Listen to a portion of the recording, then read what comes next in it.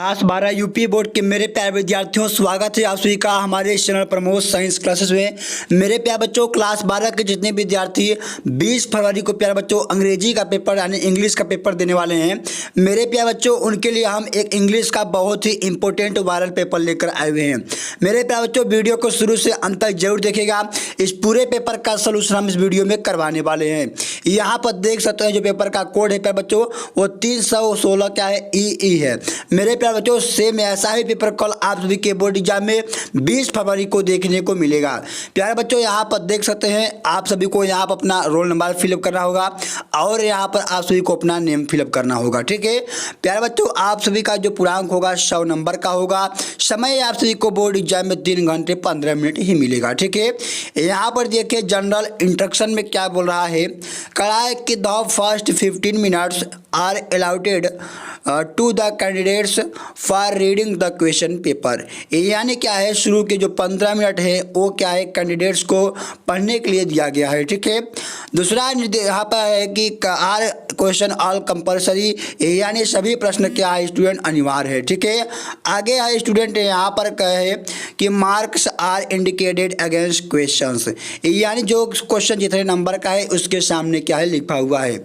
मेरे प्यारे बच्चों, यहाँ पर देखिए सबसे पहले आप सभी का सेक्शन ए जो कि रीडिंग पार्ट है, इसमें देखिए क्या बोला जा रहा है, कराए कि read the following passage carefully and the questions that follow, यानी नीचे दिए गए गद्यांश को ध्यान से पढ़िए और उसमें क्या है क्वेश्चन का आंसर दीजिए।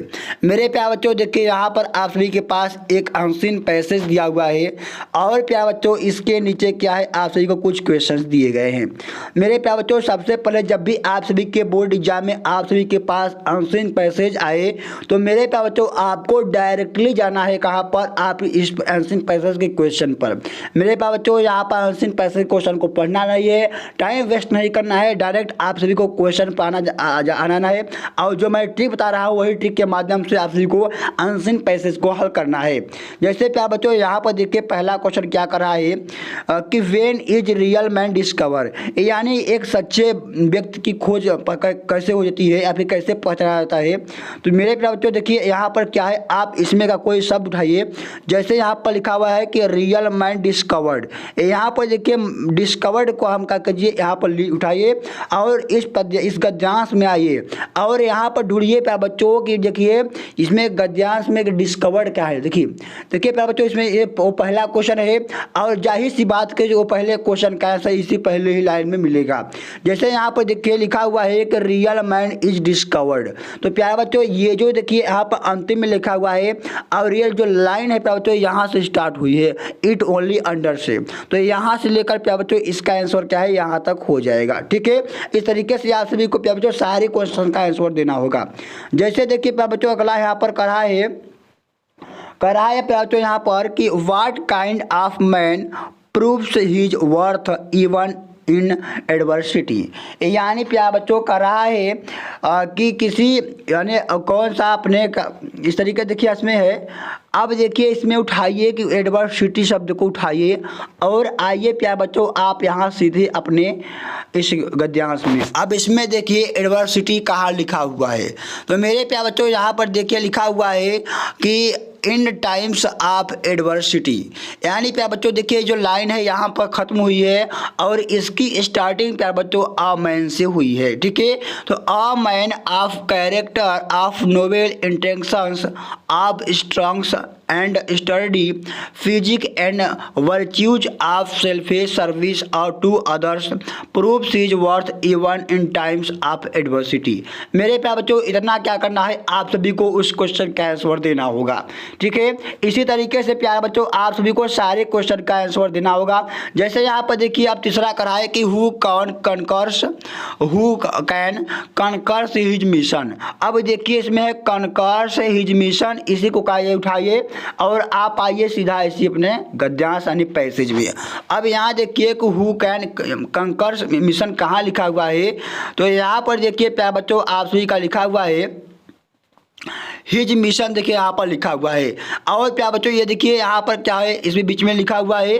और यानी यहाँ से देखिए, ये देखिए ही कैन कंकर से लेकर और क्या बच्चों वर्थी तक क्या है इसका आंसर होगा। यानी he can conquer all obsolete to achieve his mission since thin objective is noble worthy. ठीक है, तो इतना क्या करना है, आप सभी को इसका आंसर देना होगा। इस तरीके से मेरे प्यारे बच्चों सारे क्वेश्चन जो है इसी तरीके से आप सभी को अपने बोर्ड एग्जाम में भी इसका आंसर देकर आना होगा। ठीक है, अब प्यारे बच्चों यहाँ पर अगला आपसे का है सेक्शन बी है, जो कि रीडिंग पार्ट है। रीडिंग पार्ट में मेरे प्यारे बच्चों सॉरी राइटिंग पार्ट है। राइटिंग पार्ट में यहाँ पर बोला जा रहा है कि right an article on any on the following topics in about 100 से लेकर प्यारे बच्चों 150 वर्ड्स में लिखना है। ठीक है, यहाँ पर देखिए आप सभी के पास मैं 3 आर्टिकल दे रहा हूँ। इम्पोर्टेंस ऑफ डेमोक्रेटिक वैल्यू है, डर्वी सिस्टम है, और where using your vision in life है। मेरे प्यारे बच्चों ये 3 बस ही आपको आर्टिकल तैयार करके जाना है। इस वीडियो में मेरे प्यारे बच्चों मैं आप सभी के लिए ड्योरी सिस्टम पर आप सभी को यानी दहेज प्रथा पर आप सभी को यहाँ पर आर्टिकल बताने वाला हूँ।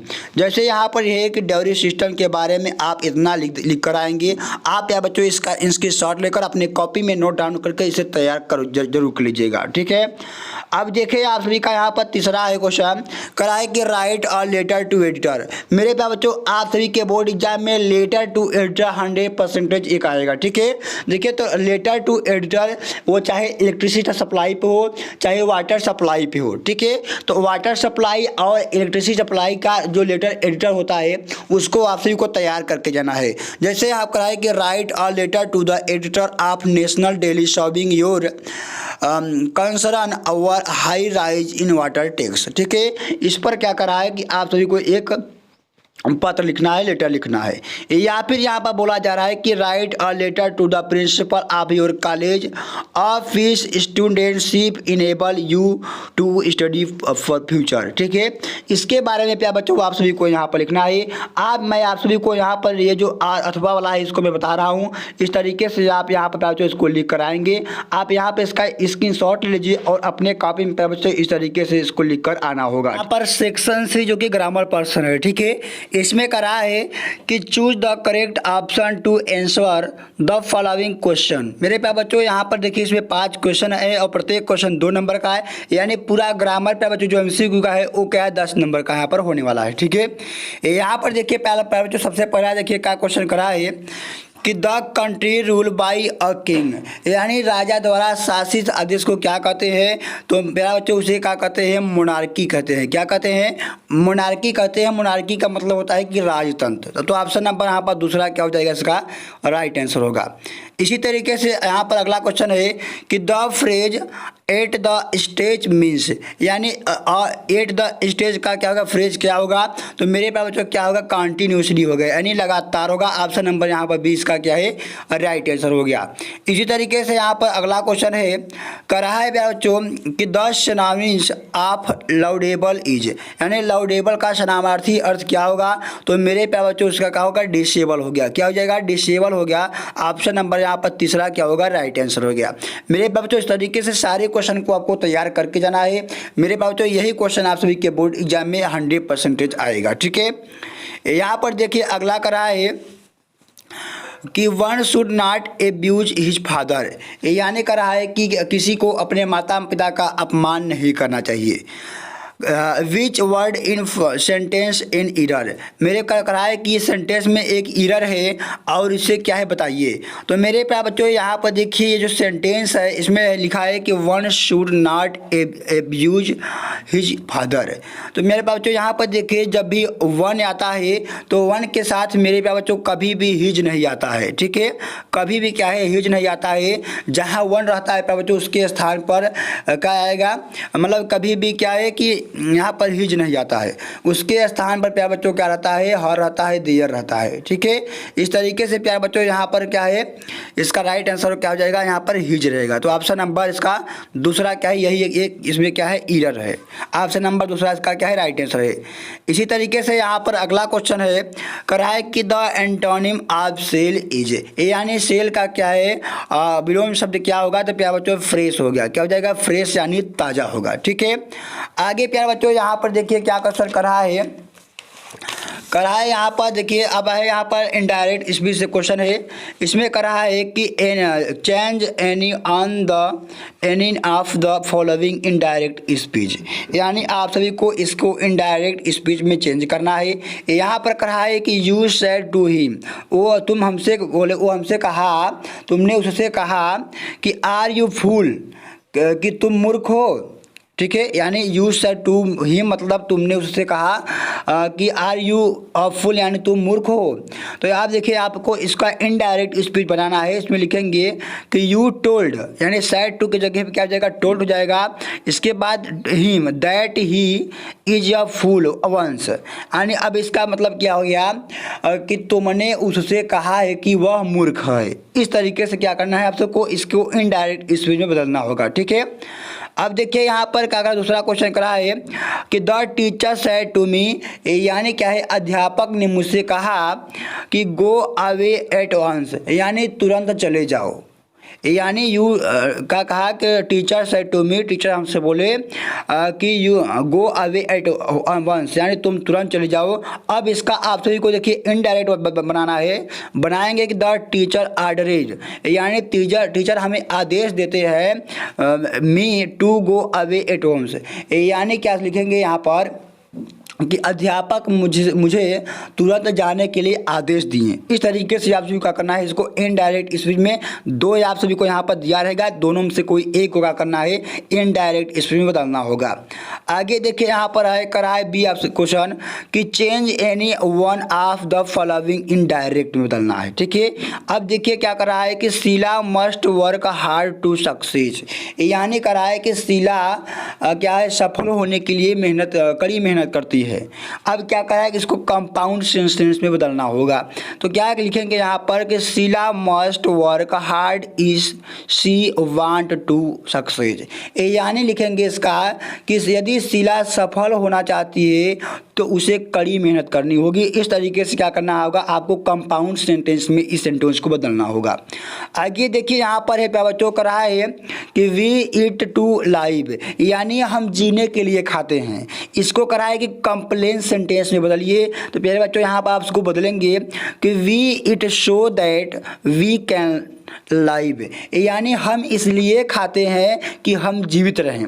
इस तरीके से क्या करना है, आप सभी को इसको दो सेंटेंस दिया गया है, दोनों में से कोई एक को आप सभी को यहाँ पर एक कंपाउंड सेंटेंस में, एक कॉम्प्लेक्स सेंटेंस में बदलना होगा। ठीक है, आगे देखिए यहाँ पर कराए सी वाला क्वेश्चन, कराए यहाँ पर कि change any on off the following direct, यहाँ पर है कि स्विच ऑफ द फैन, यानी पंखा बंद किया जाए। अब इसको क्या करा है कि let to fan the switch, यानी पंखा का है बंद कर दिया जाए। ठीक है, इसको पैसिव वॉइस बदलना था।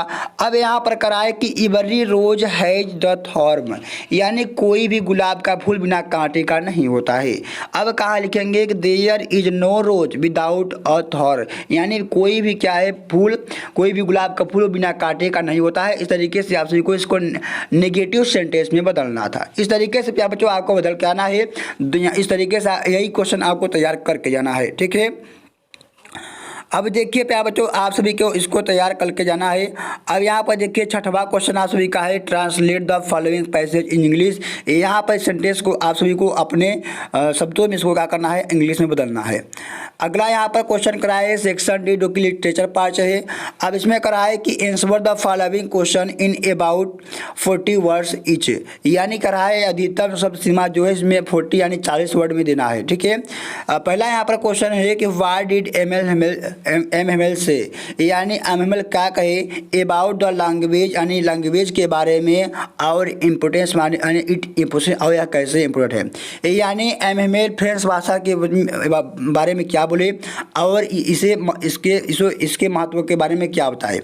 यहाँ लिखेंगे कि एमएमएल ने बताया कि French is the most beautiful and logical language in world, यानी एमएमएल कहते हैं कि जो फ्रेंच भाषा है वो पूरे वर्ल्ड में क्या है, ब्यूटीफुल और लॉजिकल भाषा है। इस तरीके से क्या करना है, आप सभी को इसका आंसर देना होगा।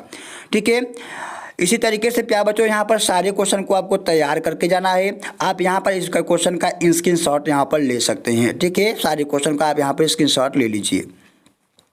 आप प्यारे बच्चों यहाँ पर 10वां क्वेश्चन करा है कि right the central idea of any of the following poem, यानी आप सभी के पास देखिए यहाँ पर 3 पोएम दिया गया है। अ थिंग ऑफ ब्यूटी है, कीपिंग क्वाइट है और माई मदर एंड 66 है। मेरे प्यारे बच्चों इन तीनों जो पोएम है इसका मैंने सेंट्रल आइडिया बता दिया है, जाकर वहाँ से आप देख लीजिए। उस वीडियो का लिंक मैं इसी वीडियो के डिस्क्रिप्शन बॉक्स में दे दूंगा।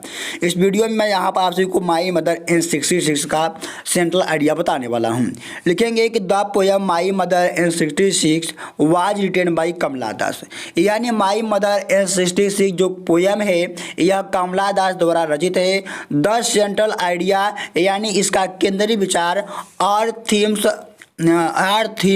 ऑफ दिस पोएम, इस पोएम का जो मुख्य विषय और मुख्य विचार है वो है aging and the fear to loss her mother, यानी उम्र का बढ़ना और अपने माँ को खोने का भय इस पोएम का मुख्य विषय है। ठीक है, इसके बाद आगे यहाँ पर है कि when they were going toward coaching airport, यानी जब वे सब जा रहे होते हैं कोचिंग एयरपोर्ट की ओर, तब द पोएट फील्स, यानी जो पोएट है वो फील्स करती हैं दैट, माने कि हर मदर विल डाई सून, उनकी माँ जो है वो जल्द मर जाएंगी।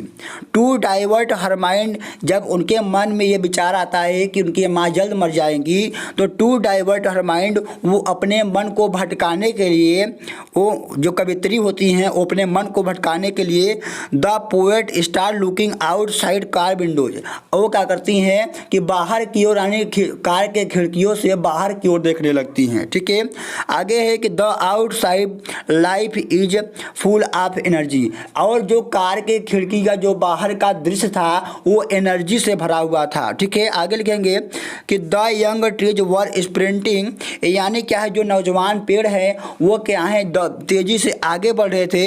एंड मेरी children were spilling outside their home, और जो खुशहाल बच्चे थे वो अपने घर से बाहर की ओर क्या है निकल रहे थे। आगे यहाँ पर है कि at the airport the poet compares, यानी जब क्या है पोएट एयरपोर्ट पर पहुंच जाती है तब वे अपनी माँ की तुलना क्या करती हैं, हर मदर विल विंटर सून, वो अपने माँ की तुलना एक शीत ऋतु के क्या करती हैं, चंद्रमा से करती हैं, क्योंकि हर हेल्थ वाज पुअर, क्योंकि उनके माँ का जो स्वास्थ्य था वो बहुत खराब हो गया था। आगे यहाँ पर लिखेंगे कि the poet say good bye to her mother with a smile once face, यानी अपने मुख पर एक का मुस्कान लिए हुए जो पोएट होती हैं अपने माँ को गुड बाय बोलती हैं, यानी उनका विदाई करती हैं, क्योंकि हीडिंग हर फियर, वे अपने डर को छिपा रही होती हैं। इस तरीके से मेरे प्यारे बच्चों आप सभी को यहाँ पर सेंट्रल आइडिया लिखना होगा। इस तरीके से अब यहाँ पर देखिए क्वेश्चन 11वां है कि answer the following question in about 30 words, यहाँ पर इस सारे क्वेश्चन को आपको तैयार करके जाना है। यहाँ पर बच्चों इस सारे क्वेश्चन का आप यहाँ पर स्क्रीनशॉट ले सकते हैं। तो प्यारे बच्चों इस तरीके से पूरे पेपर का जो PDF मैं अपने टेलीग्राम चैनल पर दे दूंगा, वहाँ जाकर इस पेपर का PDF डाउनलोड करके आप इस पेपर को हल करके जरूर जाइएगा। तो प्यारे बच्चों मिलता है हम अगली वीडियो में एक नए टॉपिक के साथ। जय हिंद।